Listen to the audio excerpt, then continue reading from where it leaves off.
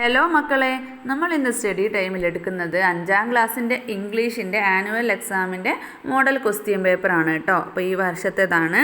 അപ്പോൾ ഇവിടെ ആക്ടിവിറ്റി 1 എന്ന് തന്നിട്ടുള്ളത് read the following poem and answer the question. അപ്പോൾ ഇവിടെ ഒരു പോയം തന്നിട്ടുണ്ട്, അത് വായിച്ചിട്ട് ക്വസ്റ്റ്യൻ ആൻസർ ചെയ്യാനാണ് കേട്ടോ. 1 by 1 hurray carrying there food. അവർ ഒന്നിൻ്റെ പുറകിൽ ഒന്നായിട്ട്, ഒരാളുടെ പുറകിൽ ഒരാളായിട്ട് അവരുടെ ഫുഡ് ക്യാരി ചെയ്ത് കൊണ്ടുപോവാണ്, അല്ലെ, ചുമന്ന് കൊണ്ടുപോവാണ്. They work hard every day in a line they follow. അവർ എന്നും കഠിനമായിട്ട് അധ്വാനിക്കും. അതെങ്ങനെയാണ് അവർ ഫുഡ് കൊണ്ടുപോകുന്നത്? ലൈനായിട്ടല്ലേ, ഒരാളെ ഫോളോ ചെയ്തിട്ട് മറ്റേ ആൾ, അങ്ങനെയാണ് ഇവർ ഫുഡ് കൊണ്ടുപോകുന്നത്. To their home so neat, gathering all the crumbs. അവർ ശേഖരിച്ച് കൊണ്ടുപോകുന്ന ഈ ഫുഡൊക്കെ അവരുടെ വീട്ടിൽ നീറ്റായിട്ട് കൊണ്ടുപോയി വെക്കുന്നുണ്ട് കേട്ടോ. For their tasty treat. അവരെന്തിനാണ് ഫുഡ് ഇങ്ങനെ ശേഖരിച്ച് വെക്കുന്നത്? ഒരു ടേസ്റ്റി ആയിട്ടുള്ള ട്രീറ്റ് ഒരുക്കാൻ വേണ്ടിയിട്ടാണ് അല്ലേ. പിന്നെയോ വർക്കിംഗ് ടുഗദർ ഓൾവേസ്. എപ്പോഴും അവർ, അല്ലെ, ഉറുമ്പുകൾ നിങ്ങൾ കണ്ടിട്ടില്ലേ, ഒരുമിച്ചാണ് വർക്ക് ചെയ്യുന്നത്. In sunshine or in rain the busy little ants never complain. മഴയാണെങ്കിലും വെയിലാണെങ്കിലും അവരെന്താണ്, ഉറുമ്പുകൾ ബിസിയാണ് അല്ലേ, പക്ഷെ അവർ ഒരു കംപ്ലൈൻറ്റും പറയാറില്ല. അപ്പോൾ താഴെ ക്വസ്റ്റ്യൻസ് നോക്കിക്കേ. ഒന്നാമത്തെ question, what do the ants carry? എന്താണ് ക്യാരി ചെയ്ത് കൊണ്ടുപോകുന്നത്? ആൻസർ ഫുഡാണ് അല്ലേ.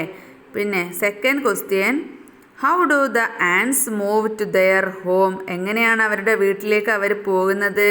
In a line. അടുത്ത question, what do the ants gather for their tasty treat? When do the ants work hard? എപ്പോഴാണ്? Always in sunshine and in rain. എപ്പോഴും അവർ work ചെയ്യും, അത് മഴയാണെങ്കിലും വെയിലാണെങ്കിലും. പിന്നെ pick out 2 pairs of rhyming words from the poem. അപ്പം 2 pair rhyming words കണ്ടുപിടിക്കാനാണ്. ഏതൊക്കെ എഴുതാം? Neat and treat, rain and complain. Okay അല്ലേ. ആക്ടിവിറ്റി 2 ഒരു കോൺവെർസേഷനാണ്.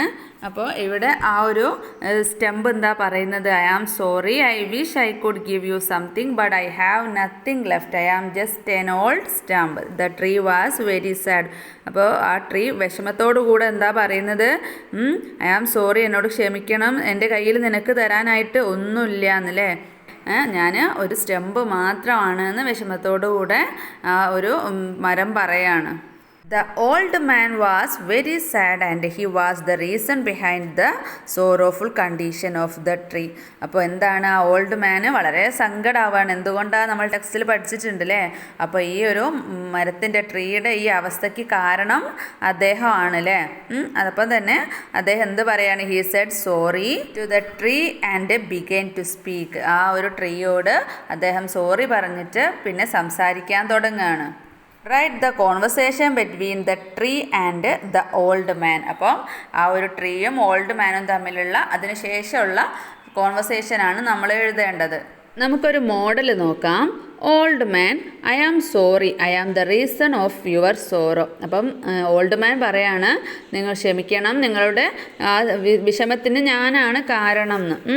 അപ്പോൾ ട്രീ എന്താ പറയുന്നത്? Oh no, I just helped you in your tough times. ഓ ഇല്ല, നിങ്ങളുടെ ആ ടഫ് ടൈമിലൊക്കെ ഞാൻ നിങ്ങളെ സഹായിക്കുകയാണ് ചെയ്തത് അല്ലേ.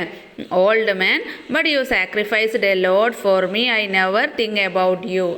പക്ഷേ നീ എനിക്ക് വേണ്ടി ഒരുപാട് സാക്രിഫൈസ് ചെയ്തു, പക്ഷേ നിന്നെക്കുറിച്ച് ഞാൻ ഒരിക്കലും ചിന്തിച്ചില്ല എന്ന് ഓൾഡ് മാൻ പറയാണ്. അപ്പോൾ ട്രീ എന്ത് പറയും? It's okay, I am happy to help you every time. അതൊന്നും കുഴപ്പമില്ലല്ലേ, എല്ലാ സമയത്തും നിന്നെ സഹായിക്കുന്നത്, എനിക്ക് സഹായിച്ചതിലൊക്കെ എനിക്ക് എന്താണ്, സന്തോഷമാണുള്ളത്. ഓൾഡ് മാൻ അപ്പോൾ എന്ത് പറയും? I am grateful for you, what I can do for you now. അപ്പോൾ വൃദ്ധൻ പറയാണെന്ത്?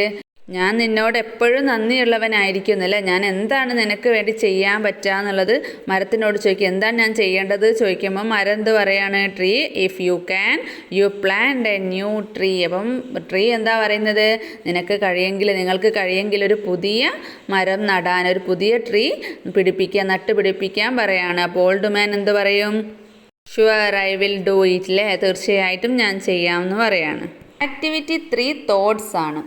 Paru closed her eyes and imagined her mother's comforting presence beside her. അപ്പോൾ പാറു എന്ത് ചെയ്യാണ്? കണ്ണടയ്ക്കുകയാണ് അല്ലേ. അപ്പോൾ കണ്ണടയ്ക്കുമ്പോൾ അവൾക്ക് അവളുടെ അമ്മയുടെ presence അനുഭവപ്പെടുകയാണ്.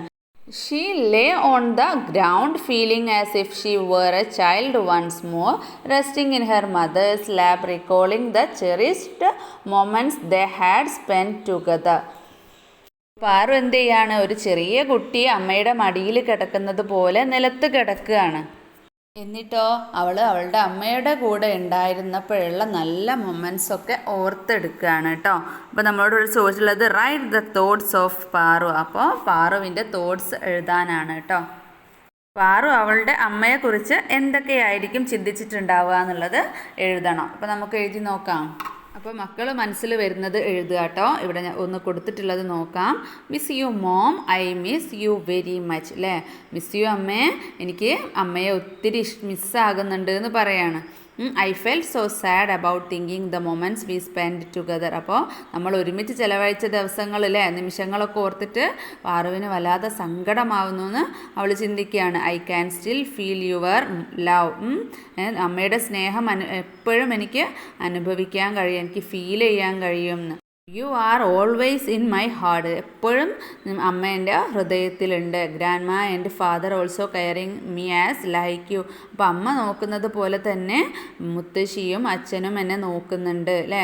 They also doing everything for me. എനിക്ക് വേണ്ടി എല്ലാം അവർ ചെയ്തു തരുന്നുണ്ട്. But sometimes I wish that my mom was still alive. ചിലപ്പോഴൊക്കെ അങ്ങനെയൊക്കെ നോക്കുന്നുണ്ടെങ്കിലും ചിലപ്പോഴൊക്കെ അമ്മ ജീവിച്ചിരുന്നെങ്കിലെന്ന് ഞാൻ ആഗ്രഹിക്കുകയാണ് എന്ന് പാറു ചിന്തിക്കുകയാണ്. അപ്പോൾ മക്കൾക്ക് മക്കളുടെ രീതിയിൽ എഴുതാട്ടോ.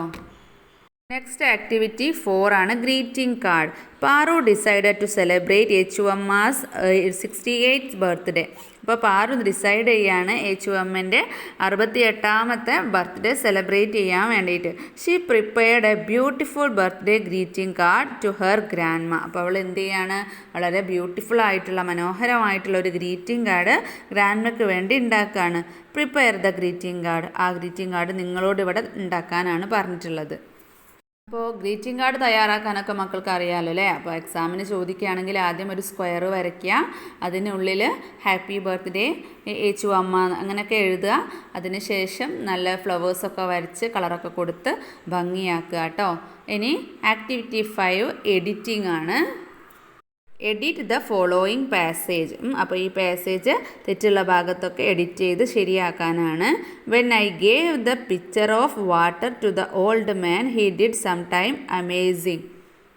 ഒരു വൃദ്ധന് വെള്ളം കൊടുത്ത സമയത്ത് അദ്ദേഹം അത്ഭുതകരമായിട്ടുള്ള ഒരു കാര്യം ചെയ്തു എന്നാണ് ഇവിടെ പറയുന്നത്. അതിൽ പിക്ചർ എന്നുള്ളതിൻ്റെ സ്പെല്ലിങ് തെറ്റാണ്. പിക്ചർ എന്നുള്ളതിൻ്റെ സ്പെല്ലിങ് എന്താണ്? PITCHER ആണ് കേട്ടോ.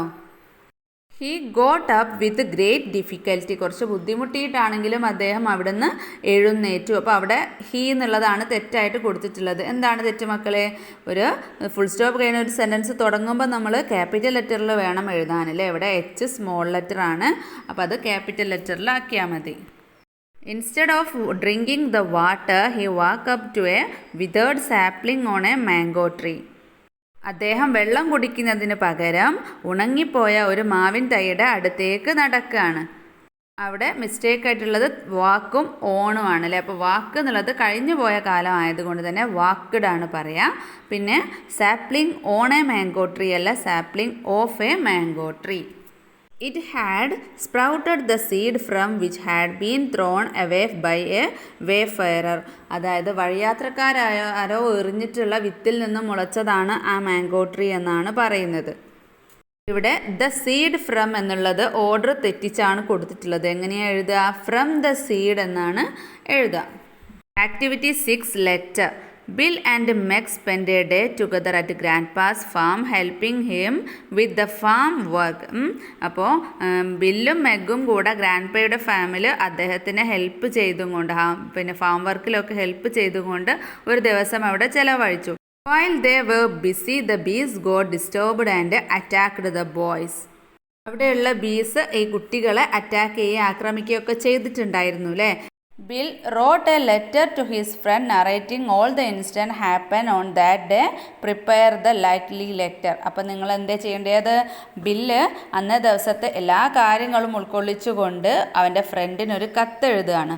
അപ്പോൾ അത് എഴുതാനാണ് നിങ്ങളോട് പറഞ്ഞിട്ടുള്ളത്. അപ്പോൾ ആ ദിവസം നടന്ന എല്ലാ കാര്യങ്ങളും ഉൾപ്പെടുത്തണം കേട്ടോ. അപ്പോൾ പാഠഭാഗം നന്നായിട്ട് വായിച്ചവർക്ക് അത് എഴുതാൻ പറ്റും. അപ്പോൾ നമുക്കൊരു മോഡൽ നോക്കാം. ആദ്യം തന്നെ ഫ്രണ്ടിന് എഴുതുന്ന ലെറ്റർ ആയതുകൊണ്ട് തന്നെ ഒരു സാധാരണ ലെറ്ററാണ് അല്ലേ. അപ്പോൾ ഡേറ്റും പ്ലേസും കൊടുക്കുക. അതിനുശേഷം ആർക്കാണല്ലേ, ഏത് ഫ്രണ്ടിനാണ് ഒന്നെങ്കിൽ പേര് എഴുതുക അല്ലെങ്കിൽ ഡിയർ ഫ്രണ്ട് അങ്ങനെ എഴുതുക. അതിനുശേഷം എന്ത് എഴുതുക? അവിടുത്തെ സുഖവിവരങ്ങളൊക്കെ ഒന്ന് അന്വേഷിക്കുക ആദ്യം. I hope you are fine and I am also fine here അല്ലേ. നിനക്ക് സുഖമാണെന്ന് കരുതുന്നു, എനിക്കും ഇവിടെ സുഖം തന്നെയാണെന്ന്. You know one thing, we had a funny day in my grandpa's farm. അപ്പോൾ ബില്ല് എന്താ എഴുതുന്നത്? നിനക്കൊരു കാര്യം അറിയോ, എൻ്റെ മുത്തശ്ശൻ്റെ ഫാമിൽ ഒരു രസകരമായിട്ടുള്ള ദിവസം ഉണ്ടായിരുന്നു അല്ലേ. അപ്പോൾ ആ ദിവസത്തെക്കുറിച്ചാണ് എഴുതുന്നത്. അപ്പോൾ എന്താണ് പറയുന്നത്? I wrote this letter to share it you. ആ ദിവസത്തെ കാര്യങ്ങൾ നിന്നോട് പങ്കുവെക്കാനാണ് ഞാൻ ഈ കത്ത് എഴുതുന്നത്. Yesterday my friend Meg came to visit grandpa's farm. ഇന്നലെ എൻ്റെ സുഹൃത്തായിട്ടുള്ള മെഗ് മുത്തശ്ശൻ്റെ ഫാം കാണാൻ വേണ്ടിയിട്ട് വന്നിരുന്നു. We helped grandpa in his farm like feed animals and sowed seeds. അപ്പോൾ ഞങ്ങൾ എന്ത് ചെയ്തു? മുത്തശ്ശൻ്റെ ഫാമിൽ മൃഗങ്ങളൊക്കെ തീറ്റ കൊടുക്കാൻ വേണ്ടിയിട്ട് സഹായിച്ചു, പിന്നെ വിത്ത് വിതയ്ക്കാൻ സഹായിക്കുകയൊക്കെ ചെയ്തു. Grandpa told us that he had a beehive there and also told to never disturb them. അപ്പോൾ ഗ്രാൻഡ്പ ഞങ്ങളോട് പറഞ്ഞു അവിടെ ഒരു തേനീച്ച കൂടുണ്ട്, അതിനെ ഡിസ്റ്റർബ് ചെയ്യരുതെന്നല്ലേ. But we never mind about him and also accidentally disturbed the bees. പക്ഷേ ഗ്രാൻഡ്പ പറഞ്ഞതൊന്നും ഞങ്ങൾ വലിയ കാര്യത്തിലെടുക്കാതെ ഞങ്ങൾ എന്തായത് തേനീച്ചകളെ ശല്യപ്പെടുത്തുകയും ചെയ്തു. പിന്നെ എന്താ സംഭവിച്ചത്? Do you know what happen? പിന്നെ എന്താ സംഭവിച്ചതെന്ന് നിനക്കറിയോ? We had trapped the bee started to flew after us. എന്താണ്? തേനീച്ചകൾ ഞങ്ങളുടെ പിന്നാലെ പറക്കാൻ തുടങ്ങി, ഞങ്ങൾ കുടുങ്ങി എന്ന് പറയാണ്. We started to run fast to escape and jumped into a stream in the farm. അപ്പം ഞങ്ങൾ വേഗത്തിൽ ഓടിയിട്ട് അവിടെ ഫാമിലുള്ള ഒരു തോട്ടിലേക്ക് ചാടി, ഒരു സ്ട്രീമിലേക്ക് എടുത്ത് ചാടി. So that we just escape from them. It is really a funny day for us. അപ്പോൾ അവനെന്താ എഴുതുന്നത്? അങ്ങനെ ആ തേനീച്ചകളിൽ നിന്ന് രക്ഷപ്പെട്ടു. അത് ശരിക്കും രസകരമായിട്ടുള്ള ഒരു ദിവസമാണ് ഞങ്ങൾക്ക് എന്ന് പറയണം. I wish you were also here with us in that moment. അപ്പോൾ ആ നിമിഷത്തിൽ നീയും കൂടെ ഉണ്ടായിരുന്നെങ്കിൽ എന്ന് ഞാൻ ആഗ്രഹിച്ചിരുന്നു പറയാണ്. Convey my regards to your father and mother. അമ്മയോടും അച്ഛനോടും ഒക്കെ എൻ്റെ അന്വേഷണം അറിയിക്കുക. എന്നിട്ട് സ്നേഹത്തോടെ ഉപ്പ് അല്ലെ, സിഗ്നേച്ചർ എൻ്റെ ആരാണ് എഴുതിയത്? ബില്ലാണല്ലേ. അപ്പോൾ ബില്ലിൻ്റെ പേരും കൊടുക്കുക. ആക്ടിവിറ്റി 7 സ്റ്റോറി റൈറ്റിംഗ് ആണ്. Write a story based on the following pictures. ഇവിടെ കുറച്ച് പിക്ചേഴ്സ് തന്നിട്ടുണ്ട്, ഇത് വെച്ചിട്ട് നിങ്ങൾ ഒരു സ്റ്റോറി എഴുതാനാണ്. അപ്പോൾ ഞാനിവിടെ കൊടുക്കാം. ഇതിൻ്റെ അർത്ഥം എന്ന് പറയുന്നത്, ഒരു കുട്ടി വീട്ടിലേക്ക് തിരിച്ചു പോകുന്ന സമയത്ത് ഇഞ്ചേർഡ് ആയിട്ടുള്ള ഒരു ബേർഡിനെ കാണുകയാണ്. അപ്പം വീട്ടിലേക്ക് കൊണ്ടുപോയിട്ട് കൂട്ടിൽ നോക്കി നല്ലപോലെ സൂക്ഷിച്ച് പരിപാലിക്കുകയാണ്. ഒരു ദിവസം അവന് ജനാലിലൂടെ നോക്കുന്ന സമയത്ത് പക്ഷികൾ പറക്കുന്നത് കണ്ടപ്പോൾ ഈ ബേർഡിനോട് സോറി പറഞ്ഞ് ഇതിനെ തുറന്നു വിടുകയാണ്. അപ്പോൾ ആ ബേർഡ് സന്തോഷത്തോടെ പറക്കുകയാണ്. ആ ഒരു കഥയാണ് ഇവിടെ എഴുതിയിട്ടുള്ളത്. അപ്പോൾ മക്കൾ നന്നായിട്ട് വായിച്ച് നോക്കുക. അപ്പോൾ ഈ ഒരു ക്വസ്റ്റ്യൻ പേപ്പറിൽ ഇത്രയേ ഉള്ളൂ. മക്കൾക്ക് ക്ലാസ് ഇഷ്ടപ്പെട്ടിട്ടുണ്ടെങ്കിൽ ലൈക്ക് ചെയ്യാനും ഷെയർ ചെയ്യാനും സബ്സ്ക്രൈബ് ചെയ്യാനും മറക്കരുത് കേട്ടോ. അപ്പോൾ നമുക്ക് സ്റ്റഡി ടൈമിൻ്റെ മറ്റൊരു ക്ലാസ്സിൽ കാണാം.